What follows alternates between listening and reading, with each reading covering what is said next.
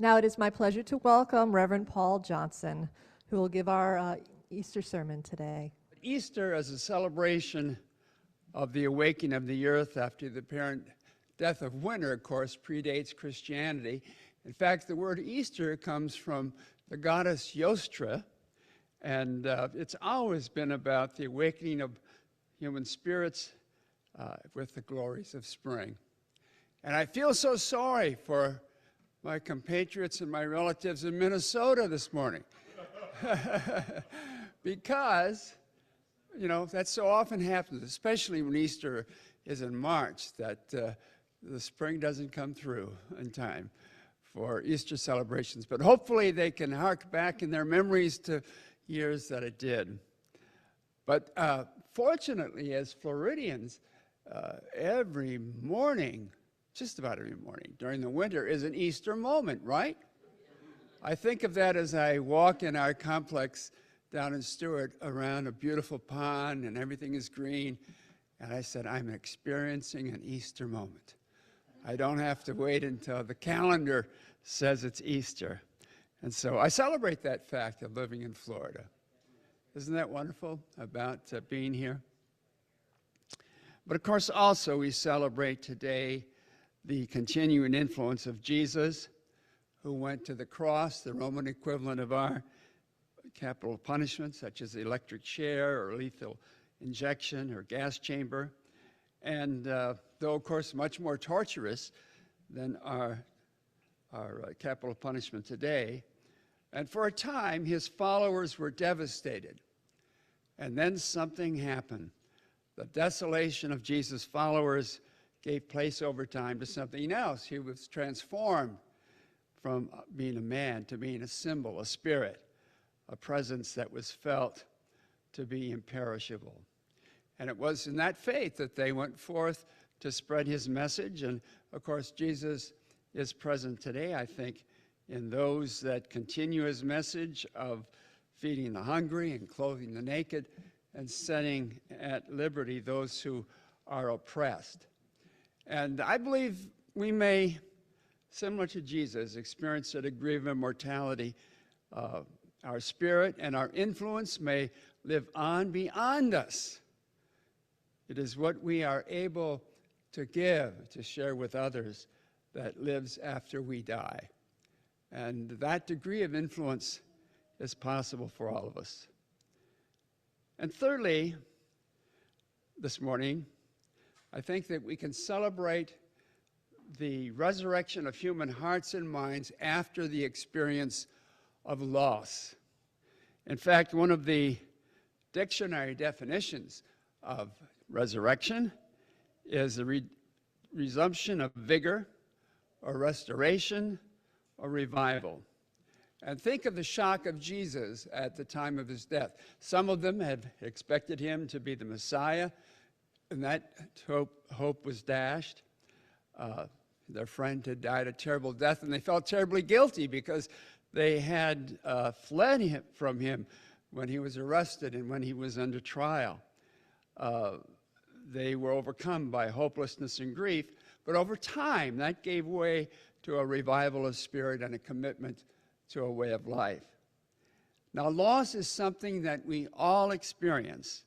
Loss of friends and family and death, loss of some place when we move to another place, loss of marriage through divorce, loss of a job, loss of religious faith, loss of self-confidence, a loss of a sense of safety when we may be the victim of violence.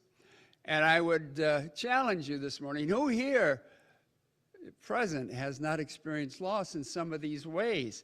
Who can say that you've come this far in life totally unscathed? I would say most likely none of us. And I believe that the natural movement to wholeness and healing is one of the gracious elements of human experience. Now, it doesn't often happen in that space of time between Good Friday and Easter Sunday morning. It takes time to experience resurrection toward coming alive again and becoming a more I would say, expansive, resilient, sensitive, and wise person through the experience of loss. I remember reading a number of years ago a poem by Emily Dickinson, which expressed it well. Those who die become alive to a life they would not have known had they not died. But resurrection is not automatic. It doesn't come to us without our cooperation, and at times it might be threatening. I've entitled my sermon, Beckoned and Threatened by Resurrection. Perhaps we've experienced the beckoning towards new life, but how can it be threatening? At times I think it may make us feel inadequate. When you hear about resurrection, you may be in the midst of grief and you say, what's wrong with me? That I'm not experiencing this resurrection, and I'm still in grief, still with a sense of loss. I think in our culture we feel, well, after a few weeks or months, we can again show a smiling face to the world and get over this grief and loss. But I think in some respects we're a culture that is a cheer up, buck up culture. In other words, get rid of it. Resurrect yourself. But it doesn't necessarily work that way. I remember one time a number of years ago, I had experienced a grievous loss, and I went to an Easter service wanting to feel this resurrection power, and it didn't happen. I wanted to make myself joyful in the midst of loss. I had to give myself time. I had to be a little further along the road. I remember many years ago, when I was serving in the Washington, D.C. area, I got a call when I was on sabbatical from my congregation from a man who had just got my name out of the phone book, or the church out of the phone book, and he said that his wife had just left him and that he had just lost his job, and he was questioning whether his life was worth it. And he felt in his gut that God was calling him to commit suicide. And he said, what does Unitarian Universalism say about this type of call from God to commit suicide? Well, I did a good deal of reflective listening, and it was at least an hour that I talked to him, and of course suggesting he engage the help of a professional mental health worker. But then I left him with a thought that he said was helpful, that he hadn't gotten this help from any other minister that he called. But I said that suicide is a permanent solution for what may be a temporary problem. And I shared my own experience during graduate school years about losses I had experienced, loss of my evangelical Christian faith, my planned vocation of ministry, loss of a love relationship, and loss of my school and classmates. And life seemed hopeless.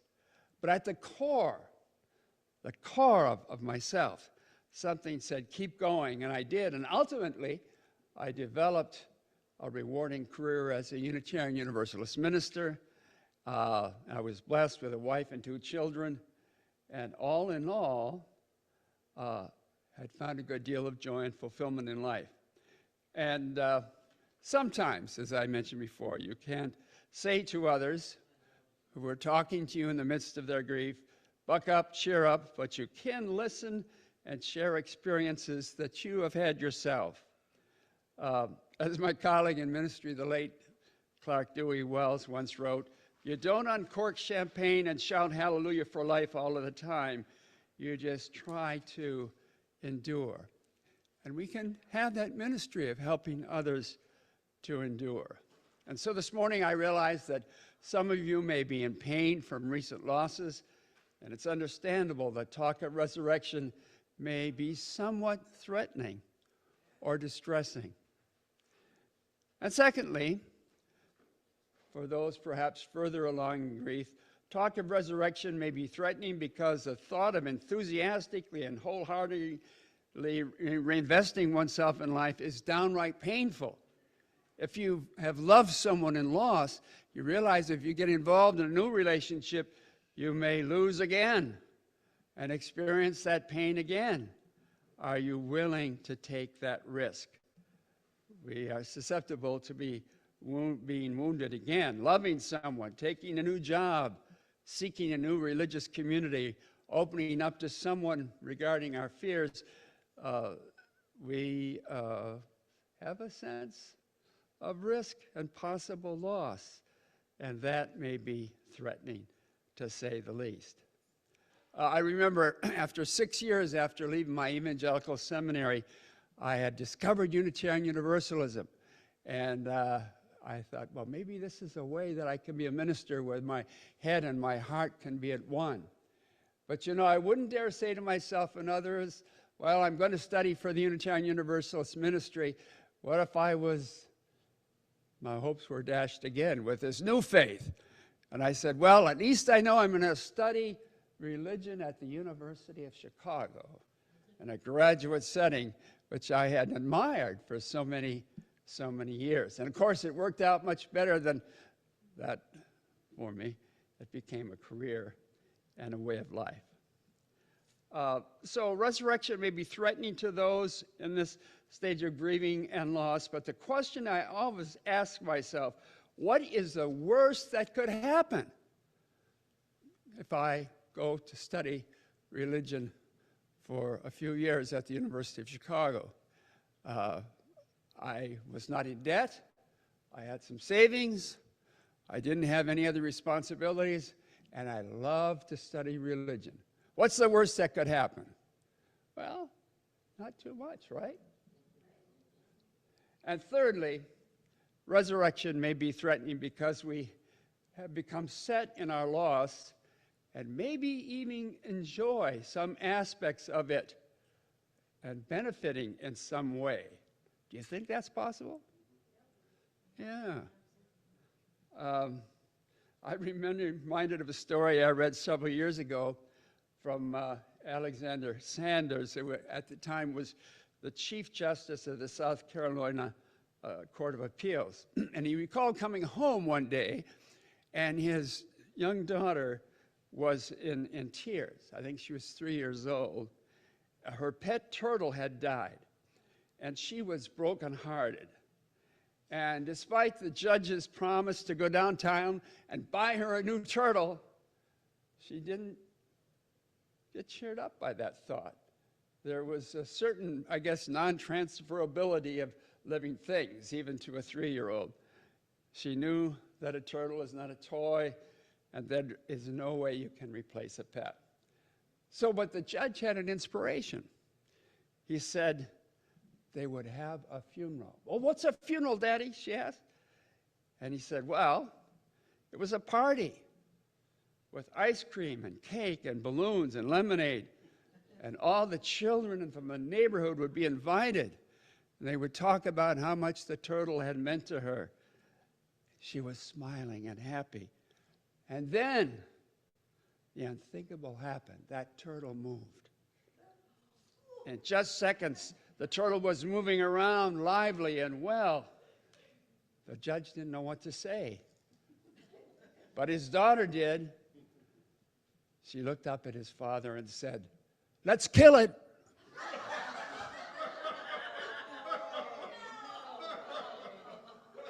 I told Cindy this morning, I don't know if I should really tell this story because it doesn't exactly fit my point. It does to a degree, but I love that story so much. But she was threatened by resurrection, wasn't she? Now, the innocence of a child is seen in some adults who seem to take some sort of delight in death or funerals. I think of Ralph Waldo Emerson's Aunt Mary, who slept for many years in a coffin. Can you imagine that? She was so positive in her anticipation of death. She slept in a coffin that she had bought for her eventual use, and she dressed in a burial shroud regularly, and she wore out several of them before she died in her 90s. But this story about the turtle resurrection reminds me of a fellow I met now, I suppose, 45 years ago. He was in his early 60s at the time, and aside from a period of time during his college years, he had lived with his parents and his sister. And at one point in his 20s, he had fallen in love with a woman, and they had planned to marry, but the wedding was called off because her parents were unhappy with their religious differences. He was still grieving that loss more than 40 years later. And he told me that story with a tear in his voice. Eventually, his parents had died, and then his sister had died in her early 50s. But he stayed in the family home, and 15 years after his sister's death, her room was the same way it was the day she died. And he brought me into her room, and in tearful voice, he pointed out the photographs that she loved and the books that she loved. And he was very reverent in telling me of his memory of her. But the whole house was maintained as a shrine to his dead family members. And he loved funerals. He was often involved in some way in helping out funeral directors in the community. And he had a well-considered opinion on the restorative artistry of area funeral directors going back decades. He was a connoisseur of all aspects of the funeral industry, and could tell me about some of the best funerals he had ever been to. He was indeed a man of sorrows and acquainted with grief. He was a pleasant man, a gentleman, and I enjoyed being with him, but always the conversation turned towards death in a melancholy way. And he would visit the cemetery where his parents and sister were buried several times a week, every week. Now, when he retired, I tried to talk him into traveling or taking up some new interest, but he didn't. I think he was worried that if he was out of town, he would have missed a funeral.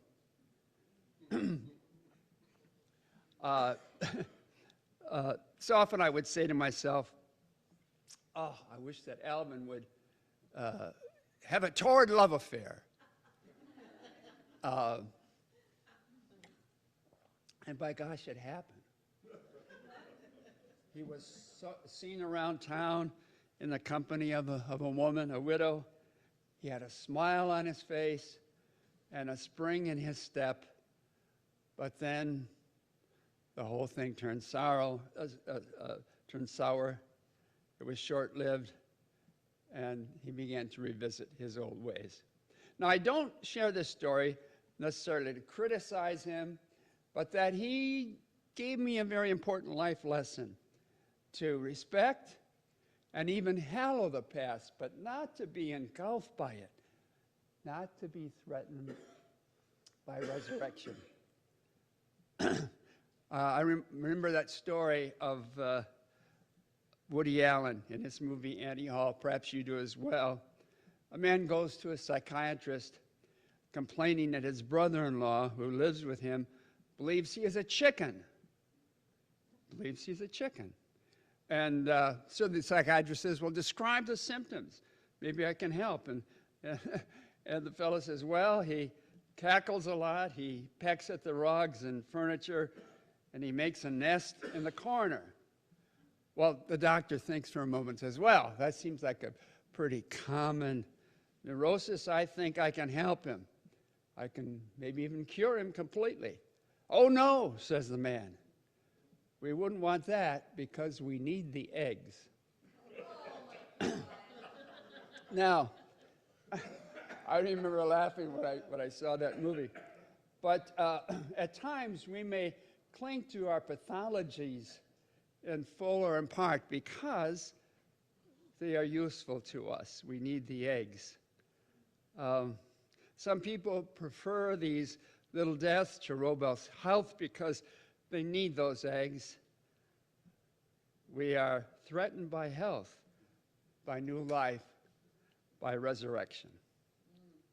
Now, I told you about my friend, not to be critical of him, but to tell you that I often think of him when my soul is claimed by the dead hand of the past, and when I am frightened, when memory of past loss and future loss fills my consciousness. Do you ever have those moments?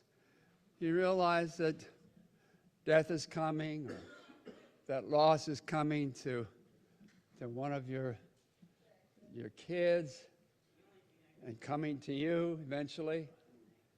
And but I think of my friend and I say, move out, risk. What do you have to lose? Right? And I want to leave you this morning with something I found very inspiring over the years. From the late A. Powell Davies, a wonderful minister who for many years served the All Souls Church in Washington, D.C. And he has this celebrated sermon entitled The Lives We Almost Lead, in which he makes this claim. Many of us are afraid of our own wish for life, afraid of its joy with its penalty of accompanying sorrows, afraid of its beauty with the sting of its transience. He then asks this question. I think it's a wonderful Easter question this morning. Quote, what is it that people do with their lives, lives that might have been large, bold and adventurous, great in their scope of thought, warm with imagination, audacious in some great act of faith, magnanimous in forgiveness, smilingly victorious over setbacks and disasters? What is it that happens to these lives? What do they ever gain that is half so precious as opportunities they lose? Let us be beckoned and not threatened on this Easter Sunday morning. So may it be for all of us. Amen.